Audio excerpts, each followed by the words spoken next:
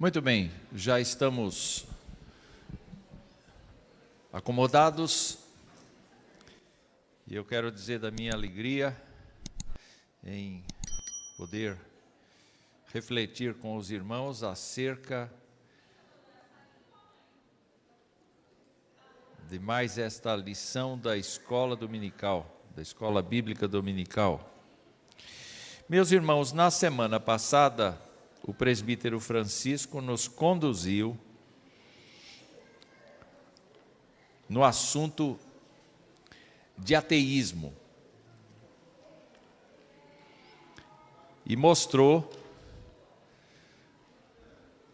grande número de pensadores dos nossos tempos e dos tempos antigos, como é que as pessoas chegaram à condição de afirmar que Deus não existe e à condição de afirmar que tudo quanto nós vivemos é às nossas custas. E eu estava escalado para falar sobre a lição número 6. Então, durante a semana, assistindo à aula do presbítero Francisco, eu vi que ele começou pela lição 5, fez uma apropriação indébita da lição número 6. E eu liguei para o pastor e disse assim, e agora? Então o pastor disse assim, vá para a lição 7. Eu, mais do que depressa, obedeci. Eu não sou ateu, não é? Eu creio na palavra que vem do alto. Então, eu fiquei com a lição número 7. E a lição número 7, embora tenha um título assim muito sugestivo, muito agradável, não é uma lição muito boa para a gente. Porque vai mostrar como nós estamos militando, mesmo tendo o nome de evangélicos, nós estamos militando em diversas correntes teológicas. E algumas dessas correntes teológicas são correntes perigosas, no sentido de acrescentar coisas ao evangelho que não existem. Não deveriam estar ali, mas as pessoas incluem isto. E por que incluem? Porque nós não gostamos de ser rotulados. Ninguém gosta de ser rotulado como insuficiente.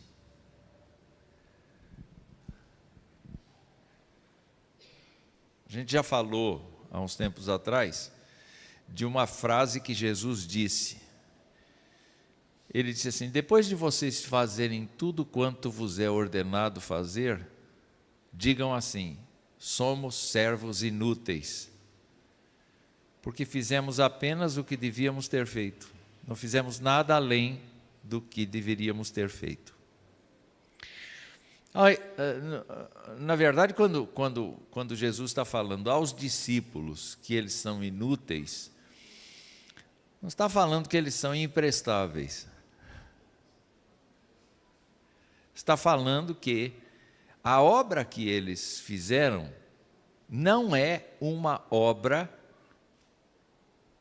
que Deus aceitaria se não fosse por meio de Jesus, entendeu? Porque ela é carregada de imperfeições. Ela é carregada de nossas dificuldades pessoais. Então, mesmo que a gente faça tudo bonitinho, dentro dos padrões, ainda assim, essa obra vai carregar a nossa imperfeição, a nossa frustração, a nossa limitação.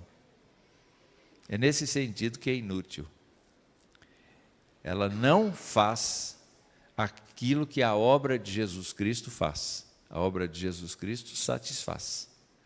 A obra de Jesus Cristo é completa porque ele não pecou. Mas a nossa obra, infelizmente, apesar de muito boa, carrega as marcas do nosso pecado. Eu tive um pastor que era muito entendido no grego. E ele gostava de ter algumas tiradas assim. E eu trago para vocês uma tirada dele. Ele disse assim: o homem é um bicho peludo. Onde ele põe a mão, ele deixa pelo. A ideia é bem essa. Onde nós realizamos alguma coisa, nós deixamos a nossa marca limitada. Não é? E todo mundo vê, todo mundo sabe. Você pega um objeto qualquer, você comprado na loja, se você for olhar, você encontra as imperfeições, as marcas humanas ali.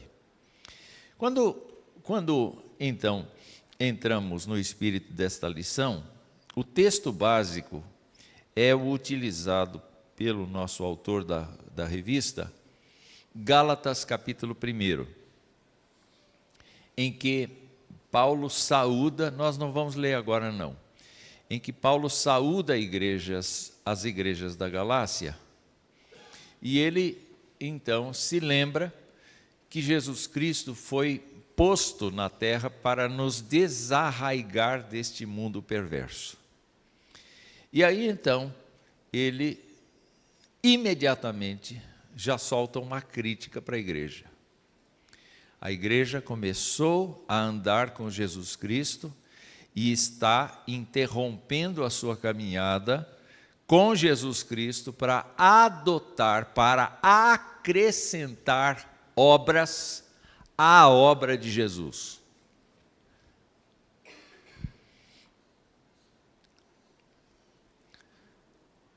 Então, por onde eu resolvi andar? Eu resolvi andar a partir da primeira aliança que Deus fez com o ser humano. O que é uma aliança? Aliança é um acordo, é um pacto, é um concerto, é um trato, é um contrato. Deus trabalha conosco na forma de contrato. Eu faço isso, vocês fazem aquilo. Não é? Deus trabalha assim. Deus tem um propósito para a gente. Então ele diz assim: eu te abençoo, mas você, em contrapartida, faz aquilo que eu quero de você. E quando ele criou o ser humano e fez com o ser humano um contrato. Então, obviamente, cada aliança que Deus fez, por exemplo, Deus fez aliança com Noé, Deus fez aliança com Moisés, Deus fez aliança com Davi, Deus fez alianças. E na medida em que ele ia fazendo alianças, tinha a outra parte e tinha o contrato. O que ele vai fazer e o que a pessoa tem que responder fazendo. Neste caso aqui, eu queria destacar o contrato que foi feito lá no Éden, lá atrás. Foi um contrato chamado contrato de boas obras, contrato de obras. Contrato de obras. Então tinham duas partes, Deus e o homem entrando num acordo, e aí você tem uma condição de todas as árvores do jardim, você pode comer de todas, exceto a do conhecimento do bem e do mal, porque no dia em que você comer dessa árvore, você certamente morrerá. Não está estabelecida a condição? É simples. O que vai acontecer com o homem se ele permanecer fiel ao contrato? Ele não morre. Ele vai tendo a sua vida prolongada. porque ele pode comer da árvore, árvore da vida indefinidamente. E ele pode viver no estado de inocência indefinidamente.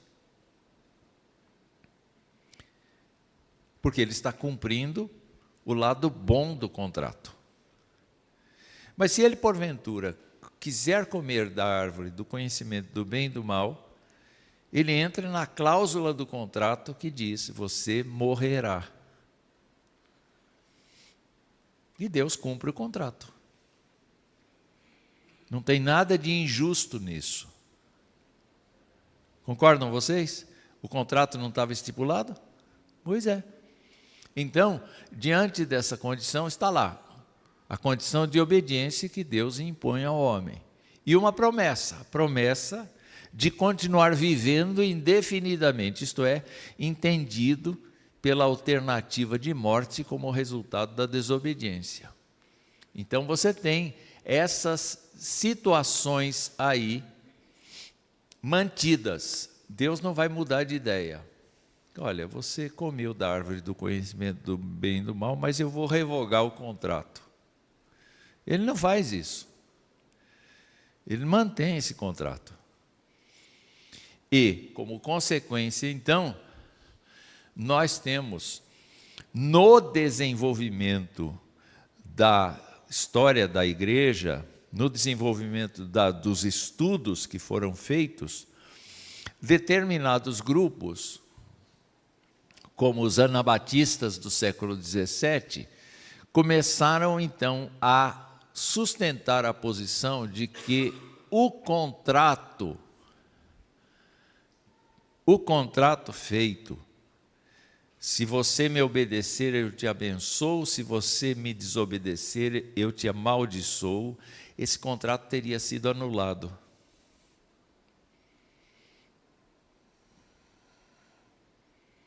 Começaram a afirmar isso. Olha, nós não temos nada a ver com Adão. O que Deus falou com ele, foi com ele. Nós não temos nada a ver com ele.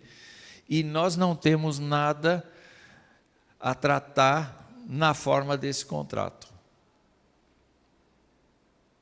Mas, ao contrário disso, os reformados disseram: não, o contrato está valendo ainda. Toda a pessoa que obedecer a Deus, é como Calvino teria dito um dia, não disse com as palavras que eu vou dizer, mas ele disse, eu li isso, as palavras exatas eu não tenho aqui. Ele disse assim: olha, Deus disse que uma pessoa sem pecado podia herdar o céu. E é verdade. Uma pessoa sem pecado herda o céu. O problema é encontrar essa pessoa.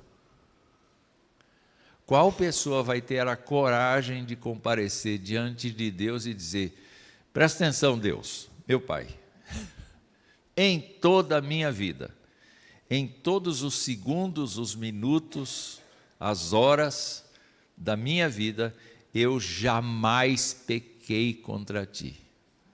Eu jamais deslizei de Te obedecer. Diz assim: qual é o louco que vai se apresentar diante de Deus e dizer isso? Mas continua a exigência. Então, os reformadores adotaram a posição de que a aliança é parcialmente do passado, mas ainda está valendo. Quer ver? Todos pecaram e estão destituídos da glória de Deus. Isso faz parte do contrato de obras, lá do passado. Você pecou, você morrerá. Isso está valendo. Deus não mudou essa regra. Do mesmo jeito que Deus não mudou a regra do tu és pó e ao pó tornarás. Você pode ser salvo em Jesus Cristo, e você carrega dentro de você a esperança de vida eterna, mas você sabe que o seu corpo vai para o espaço. Cedo ou tarde ele vai. Seja de um jeito ou seja de outro, ele vai embora. ele não pode perdurar, ele tem que morrer. O apóstolo Paulo diz que é necessário que ele morra, para que você ressuscite em novidade de vida, em corpo semelhante ao glorificado por Jesus.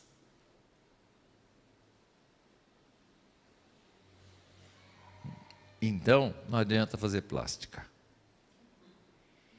É bobagem, só vai retardar o inevitável.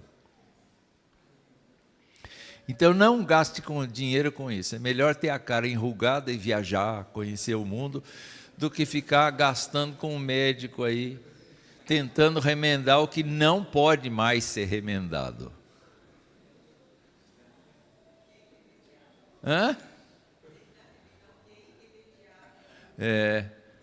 Não é? Tem uma lei chamada gravidade. Ninguém resiste à gravidade. Não é?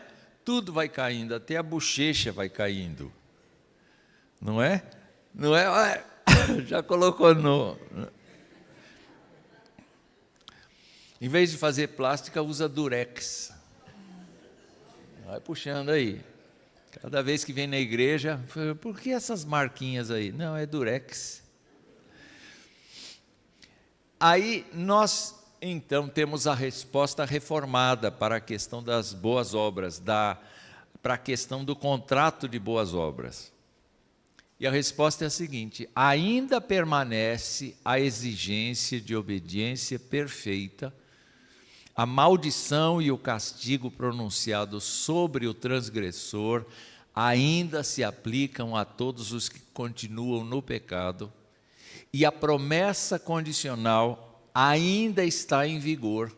Deus poderia tê-la retirado, mas não o fez. É evidente, contudo, que depois da queda, ninguém pode cumprir a condição estabelecida, exceto Jesus. Então existe um contrato de obras e um contrato de graça. O contrato de obras foi cumprido em Adão e permanece até hoje como um peso que nos conduz para a pessoa de Jesus, porque não existe esperança fora de Jesus. Então é nesse sentido que a gente tem que pensar que as nossas boas obras não nos justificam diante de Deus pelo contrato das boas obras. Entenderam? Entenderam? Uma pessoa que diz assim: eu não mato, eu não roubo, eu não jogo, eu não ofendo meu vizinho, eu sou uma pessoa pacífica, eu não proponho a guerra, eu sustento as pessoas, eu faço caridade. Só que você está dentro dessa regra. Você é pecador, você é falho, você é imperfeito, então você está condenado. Mas eu sou tão bom. Mas você está dentro da lei de Deus que disse: toda alma que pecar, essa morrerá. Não tem o que fazer. Não há um justo sequer. Aí então, nós entramos na carta de Paulo aos Efésios, no capítulo 2, e eu queria pedir a sua ajuda, lendo comigo essa passagem. Dá para ler aí? Mas Deus, sendo rico em misericórdia, por causa do grande amor com que nos amou, e estando nós mortos em nossos delitos, nos deu vida juntamente com Cristo. Pela graça sois salvos, e juntamente com Ele nos ressuscitou e nos fez assentar nos lugares celestiais em Cristo Jesus, para mostrar nos séculos vindouros a suprema riqueza da sua graça em bondade para conosco em Cristo Jesus, porque pela graça sois salvos mediante a fé, e isto não vem de vós, é dom de Deus, não de obras, para que ninguém se glorie, pois somos feitura dele, criados em Cristo Jesus para boas obras, as quais Deus de antemão preparou para que andássemos nelas. Se a primeira afirmação aqui é que Deus mudou o critério. Deus mudou o critério. Qual foi o critério que Deus usou? Deus usou a sua misericórdia, porque Ele olhou para todos nós e nenhum de nós preenche o pacto, o contrato da obra. Aquele inicial. Nenhum de nós consegue cumprir isso. Então Ele, por conta disto, usando da sua misericórdia, usando do seu amor, e nós em condição de morte, porque a gente não tem como cumprir o contrato dele, ele nos dá vida juntamente com Cristo, pela graça sois salvos. Eu queria que vocês abrissem em Romanos no capítulo 3, para vermos como é que Paulo apresenta essa questão do que Cristo fez. Versos de número 21 até 26. Alguém pode ler aqui? Eu vou com o microfone para acompanhar a leitura. Quem vai ler? Francisco vai ler. Obrigado. Mas agora, sem lei, se manifestou a justiça de Deus, testemunhada pela lei e pelos profetas.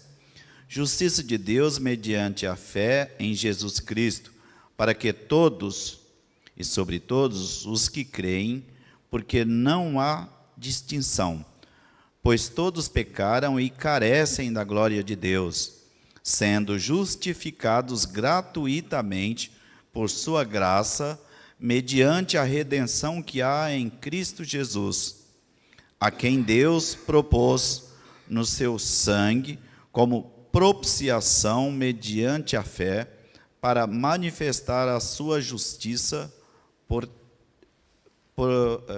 ter Deus, na sua tolerância, deixado impunes os pecados anteriormente cometidos, tendo em vista a manifestação da sua justiça no tempo presente, para ele mesmo ser justo e o justificador daquele quem tem fé em Jesus Cristo. Então você verifica que Deus lança um novo contrato. E qual é o novo contrato? O novo contrato é: o meu filho, que não peca, que não pecou, vai viver a vida de vocês, vai cumprir o meu contrato inicial, integralmente, e vai ter mérito. E vai ter mérito. A obra dele vai ter mérito. Por que vai ter mérito? Porque ele não errou nunca contra mim. Ele se manteve obediente a mim, sob todas as condições, em todo o tempo. Ele foi perfeito na sua obra. Então ele ganhou o direito de reivindicar para si os benefícios do contrato. Vocês estão entendendo? Jesus comprou com o seu sangue a humanidade para si, por conta de ter obedecido o primeiro contrato. E Deus determinou que toda pessoa que queira entrar no contrato de Jesus, entre por meio da sua fé, e não por meio da sua obra. dos seus atos, das suas forças.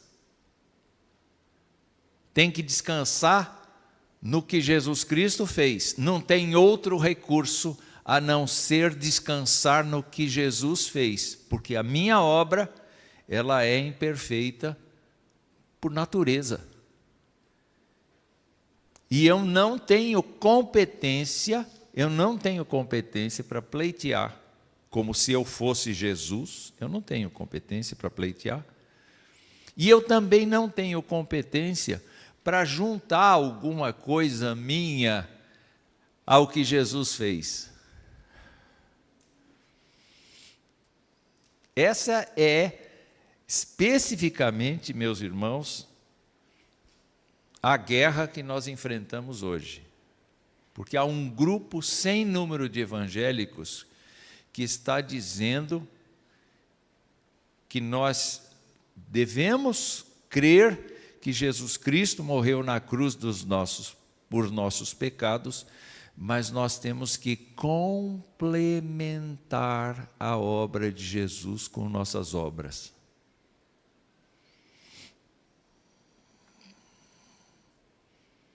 Dureza, hein?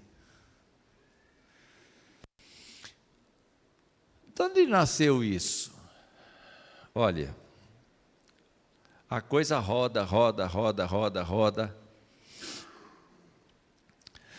mas nós temos diversas posições teológicas que estabelecem qual é a ordem da salvação. Por que eu trouxe isso para cá? Exatamente para mostrar que as correntes teológicas determinam, de certa maneira, o pensamento da igreja em todas as épocas. E eu fui buscar na Wikipédia essa tabela aqui. O que eu encontrei nessa tabela aí? Eu encontrei um posicionamento católico romano que estabelece o seguinte: a salvação das pessoas foi entregue à igreja. Quem salva é a igreja. Como é que é? Quem salva é a igreja. Nas letras miúdas da Igreja Católica Apostólica Romana, está dito que Jesus Cristo é o Filho de Deus, está dito que Jesus Cristo faz parte da Trindade, está dito que só o sacrifício de Jesus Cristo é eficaz, mas depois se ensina o seguinte: tu és Pedro, e sobre esta pedra edificarei a minha igreja. Em outras palavras, o poder de salvar uma pessoa está conferido à igreja. Jesus Cristo é o Salvador? É, mas ela que abre as portas e fecha as portas. Então, o que é necessário fazer? No caso específico do catolicismo romano, eles entendem que Deus salva pessoas pela sua presciência, pelo seu conhecimento prévio.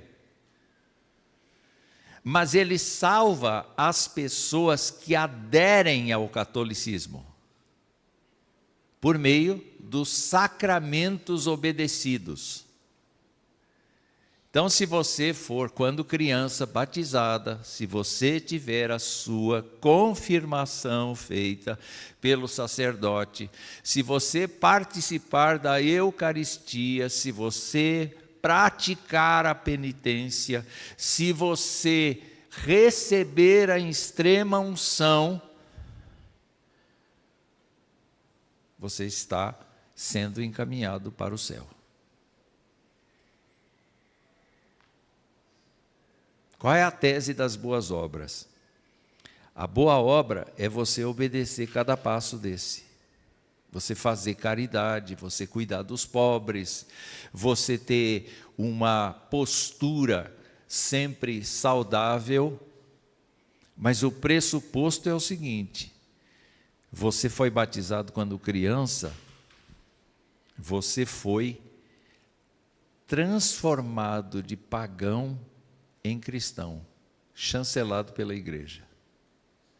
Não existe um arrependimento, não existe fé, não existe quebrantamento, existe aderência. É como entrar para um clube de futebol, é como entrar para uma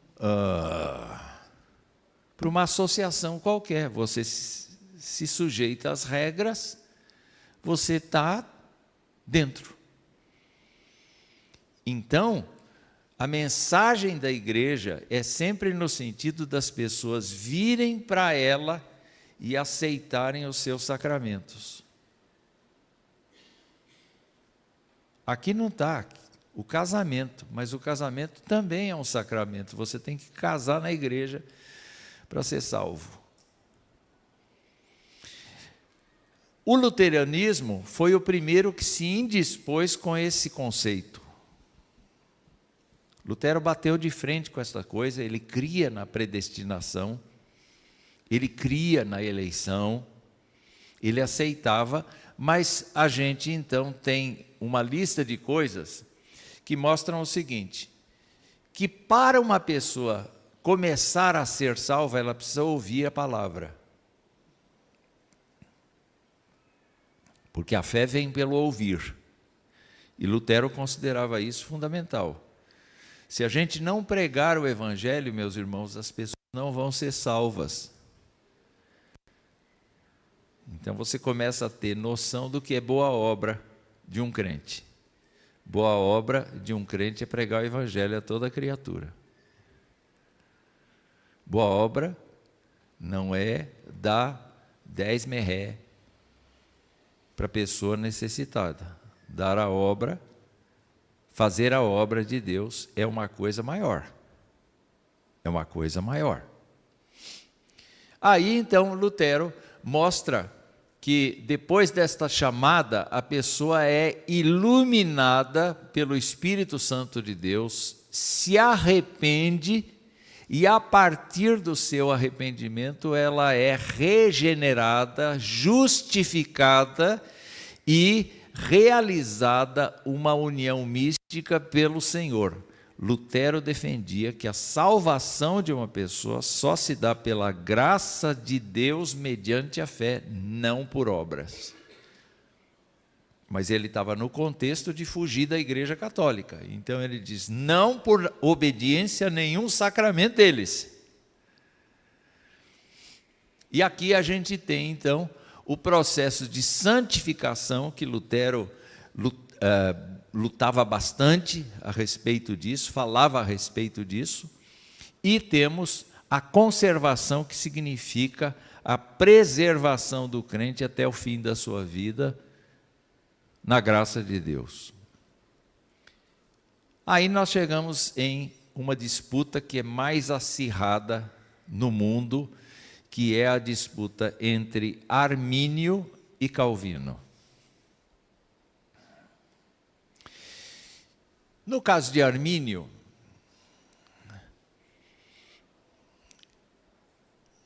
ele dá importância ao ser humano. A ênfase de Armínio está na capacidade que o ser humano recebe de Deus por meio de uma coisa chamada graça preveniente, de aceitar ou de recusar a fé. Ele tem livre arbítrio. E como é que Deus predestina? Deus predestina os que Ele sabe antecipadamente que vão ser salvos.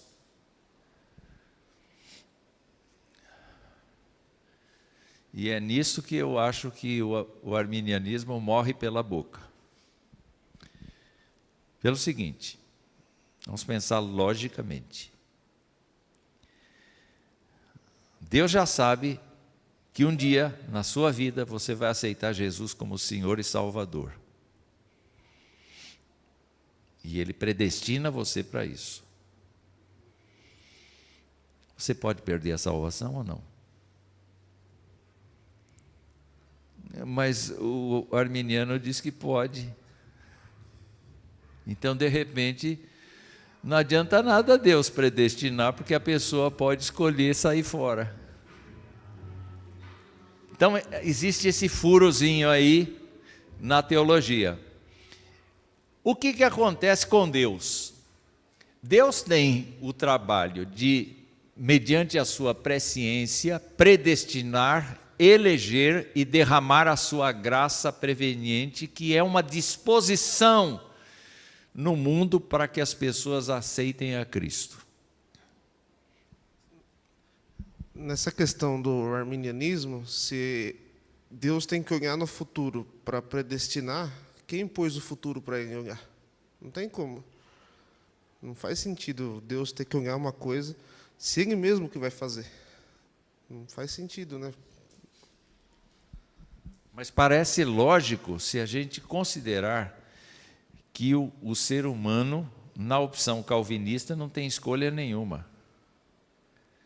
O Armínio diz assim, não, o homem tem escolha, ele foi criado à imagem e semelhança de Deus, só que ele descarta a ideia de que se Adão pecou e trouxe para a humanidade inteira essa solidariedade de pecado, ele não aceita essa ideia.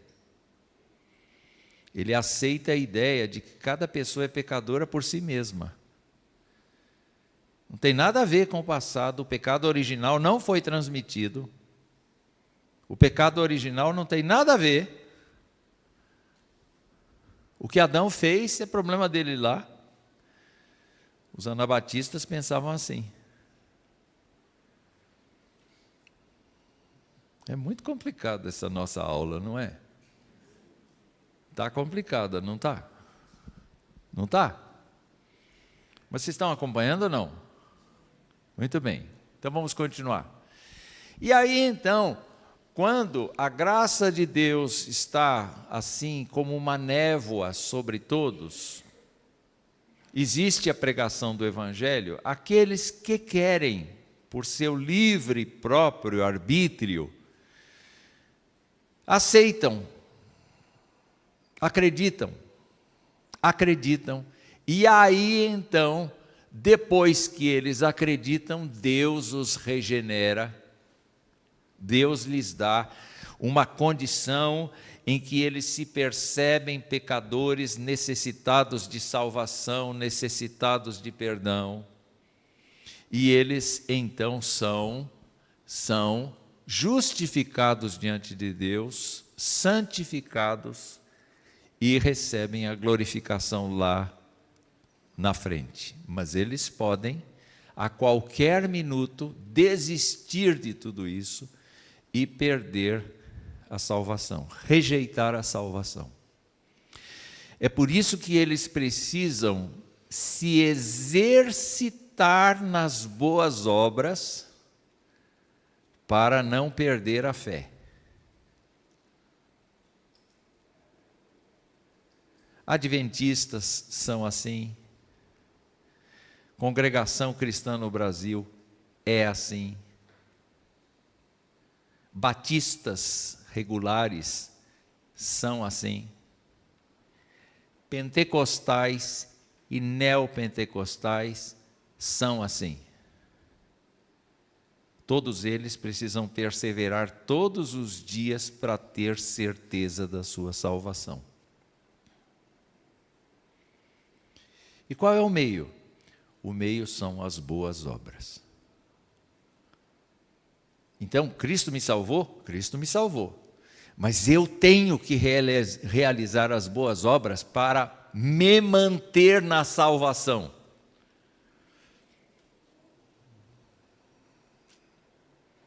É meio complicado esse negócio.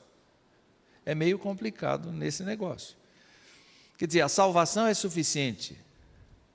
Mas o discurso do púlpito é: você precisa confirmar a sua salvação todos os dias, você precisa fazer as boas obras todos os dias, para ter segurança da sua salvação. E, de certa maneira, o arminianismo nasce em reação ao calvinismo, que é um pouco mais antigo. Porque o calvinismo diz assim: se Deus disse que te salvou, Ele te salvou, creia. Aí os caras, mas não tem que fazer nada? O calvinismo responde: não tem que fazer nada. Você só pode ter segurança mediante a fé. Mas isso é muito raso. A gente não coopera com nada. A gente não faz nada. Como é que a gente pode ter certeza? Só pela fé. E aí chegamos no calvinismo, que diz o seguinte, que Deus não predestina porque Ele sabe antecipadamente. Ele predestina porque Ele é soberano. Ele é o dono, Ele tem o direito de dizer esse sim, esse não, esse sim, esse não, esse eu quero, esse eu não quero. Gente, eu sou utilitarista. Sempre fui utilitarista. Por que que Deus tem esse critério? Qual é o critério dele? Não me pergunte. Eu não sei dizer. Mas o que eu sei é o seguinte: se Ele te chamou para ser crente neste mundo, é parada, hein?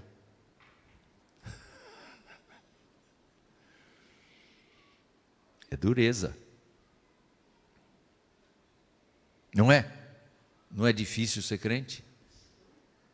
É difícil ser crente, é difícil manter a palavra de Deus no coração, é difícil a gente viver pela fé, é difícil a gente fazer alguma coisa dizendo eu estou obedecendo ao invisível.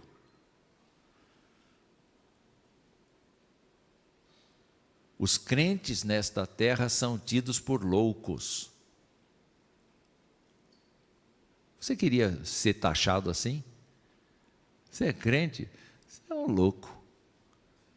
Você gostaria de ser... Ninguém gostaria de ser desprezado pela sociedade por acreditar em Deus.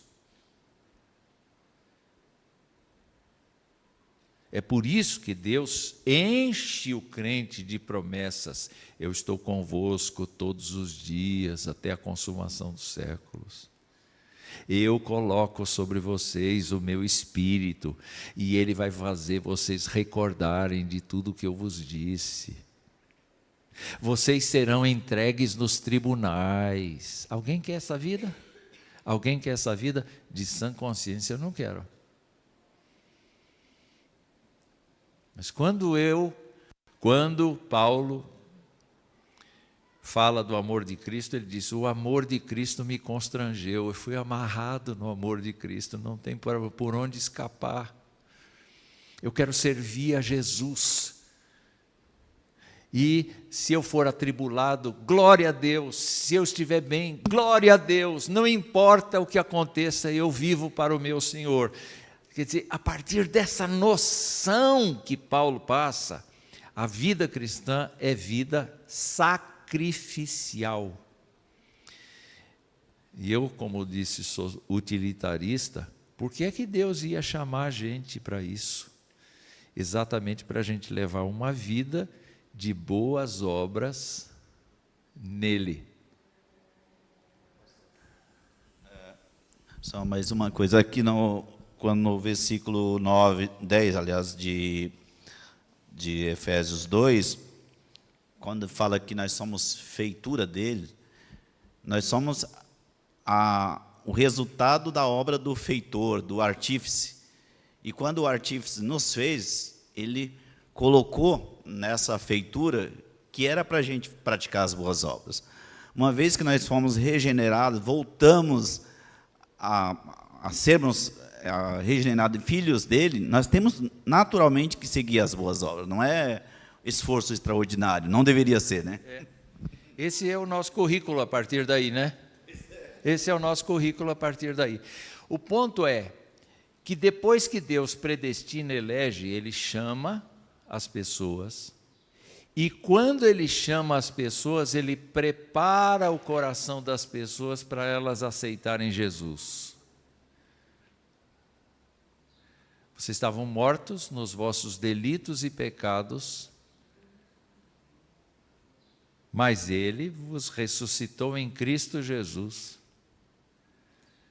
A operação do Espírito Santo na vida de uma pessoa acontece antes dela aceitar Jesus, que é o processo do coração dela ser preparado para aceitar Jesus. Então ela é convencida do pecado, da justiça, do juízo. Ela é convencida pelo Espírito Santo por decisão divina. E aí ela crê. E quando ela crê, quando ela confessa Jesus Cristo, então junta o desígnio de Deus com a vontade dela. E é só nesse momento que a gente é sinergista. Ela é justificada e ela começa o processo de santificação, que é o processo de crescimento na direção de Deus. Diga. A predestinação e a eleição dentro do arminianismo parece que não tem senso, a menos que a gente tenha duas definições para cada uma dessas, uma para o calvinismo e outra para o arminianismo. Nenhuma posição pode fugir da ideia de predestinação, porque a Bíblia diz que Deus predestina. Entretanto, a forma como eu predestino é explicada de maneira diferente. Por que Deus predestina? Porque Ele sabe quem vai aceitar. Ou então, no calvinismo, Deus decidiu. E eu acho isso muito mais emocionante. Você já pensou? Deus está lá, batendo papo com seu filho e com o Espírito, lá no conselho da Trindade, muito antes da terra existir.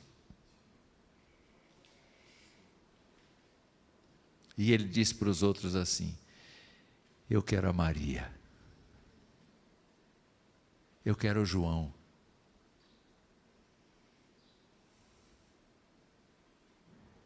eu sei que eles vão sofrer um pouco na terra quando eles existirem, porque eles vão ser perseguidos, eles vão ser debochados por crerem em mim, por confessarem a mim. Mas eu vou dar para eles a bênção da eternidade. É forte demais.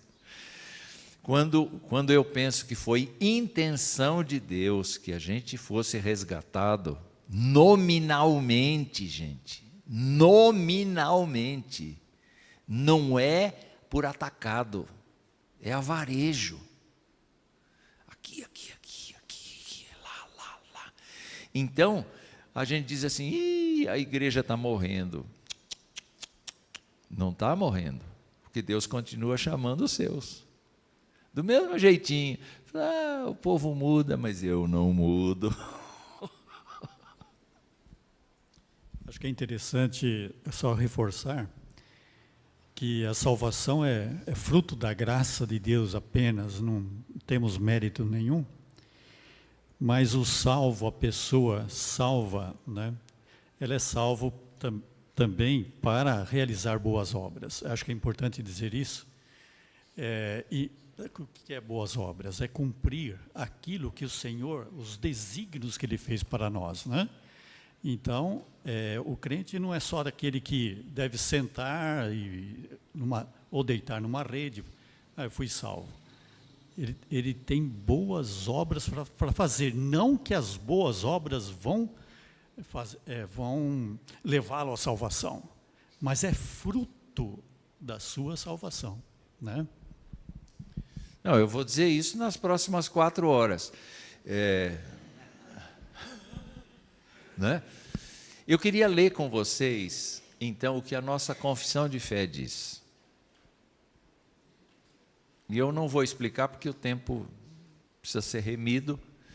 Mas olha, o que são as boas obras para o crente? Nós somos acusados disso. Nós somos acusados disso. Os presbiterianos acham que a salvação é mediante a fé e eles não se preocupam mais com boas obras.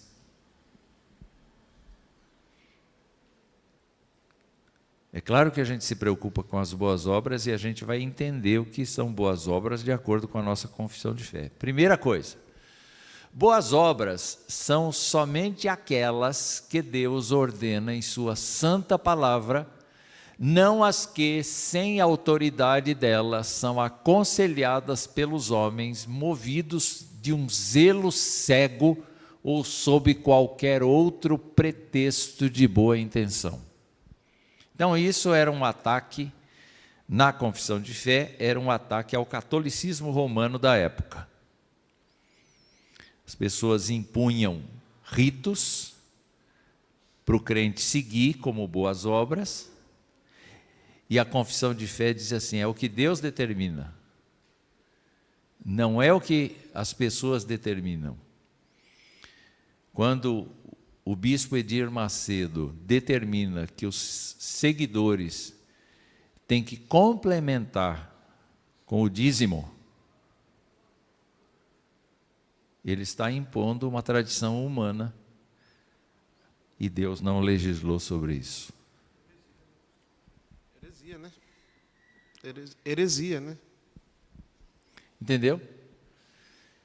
A congregação cristã no Brasil diz o seguinte, que se você não se batizar nas águas dela, você não é salvo. Então nós todos aqui somos um bando de hereges, todos nós enganados.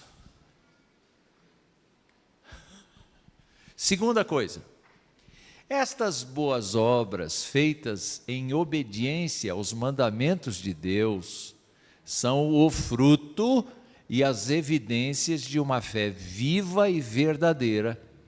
Por ela, os crentes manifestam a sua gratidão, robustecem a sua confiança, edificam os seus irmãos, adornam a profissão do Evangelho, tapam a boca dos adversários e glorificam a Deus, cuja feitura são criados em Cristo Jesus para isso mesmo, a fim de que, tendo seu fruto em santificação, tenham, no fim, a vida eterna. Aquilo que o presbítero José Carlos acabou de dizer.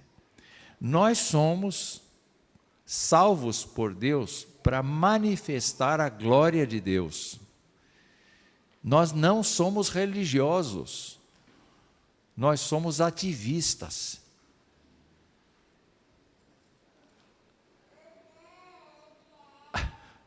Então, onde a gente for, a gente vai incomodar as pessoas com o Evangelho. Onde a gente for, a gente vai exercer misericórdia. Onde a gente for, a gente vai pagar o mal com o bem. Onde a gente for, não importa que a gente seja chamado de idiota.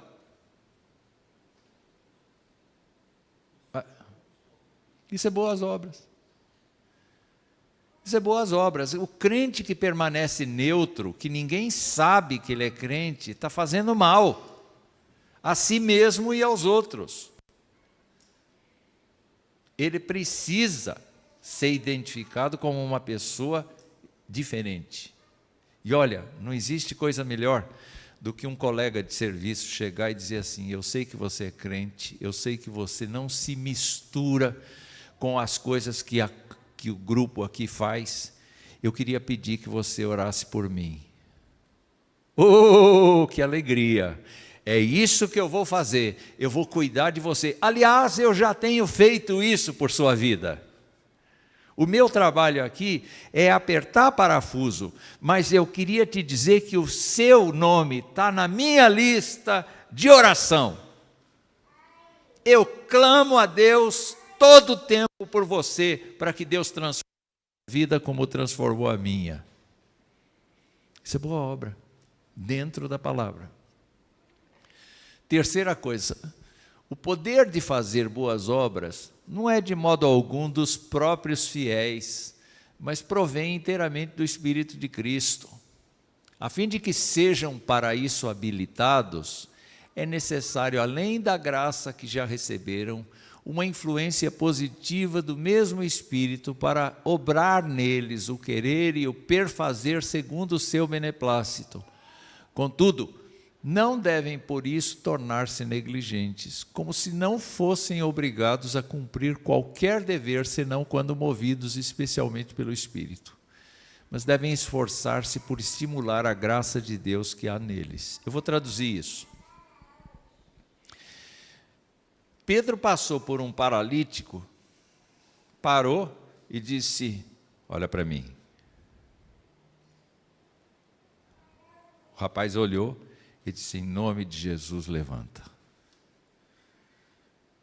Ele fez isso pelo poder dele ou pelo poder do Espírito? Tem coisa, gente, que nós sabemos fazer, mas tem coisa que o Espírito Santo de Deus nos direciona. Vale. Fale isso para a pessoa. Às vezes é recado assim. Às vezes é recado assim. Você nunca sabe. Na medida que você está na comunhão do Espírito do Senhor, Ele diz: chegou a hora. Chegou a hora. Fale, faça, atue. Então, um crente em Cristo Jesus precisa entender que a sua vida, a partir da sua conversão, é uma vida dependente do Espírito Santo e da palavra toda hora. Não existe um tempo em que ele é simplesmente racional. Ele é um crente, ele está na graça. E por conta disso, ele pode ser conduzido pelo Espírito da graça. É uma relação mística com o Senhor. Vamos caminhar. Tem mais alguns aqui, porque o capítulo de boas obras da Confissão de Fé é grande.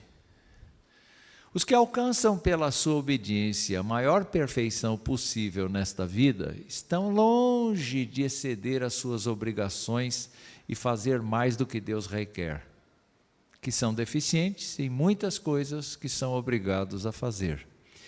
É a tal história do servo inútil. Você precisa ter a consciência de que, mesmo obedecendo a Jesus todo o tempo, você ainda é uma pessoa limitada.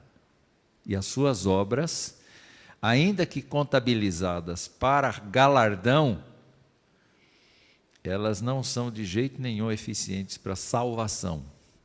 Não é? A próxima: não podemos, pelas nossas melhores obras, merecer da mão de Deus perdão de pecado ou vida eterna, porque é grande a desproporção que há entre eles e a glória por vir. E infinita distância que vai de nós a Deus, e a quem não podemos ser úteis por meio delas, nem satisfazer pela dívida dos nossos pecados anteriores.